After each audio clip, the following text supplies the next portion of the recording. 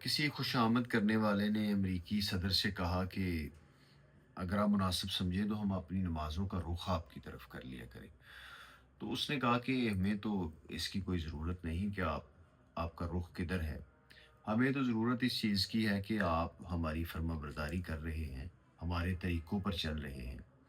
باقی نمازیں جدھر آپ رخ کر کے پڑھ رہے ہو پڑھتے جاؤ، اپنی زندگی میں ہمارے طریقے کو شامل کر لو۔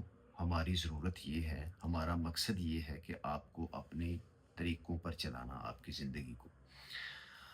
اب اس میں فکر کرنے کی بات یہ ہے کہ اگر آج کا فرعون یہ چاہتا ہے کہ آپ میری فرما برداری کرو اور نمازیں عبادات آپ جس طرف رخ کر کے جیسے پڑھ رہے ہو آپ پڑھتے جاؤ، تو پھر جو خالق حقیقی ہے وہ صرف ہماری نمازوں، ہمارے سجدوں، ہماری عبادات سے کیسے خوش ہو سکتا ہے کہ جن میں فرما برداری نہ ہو؟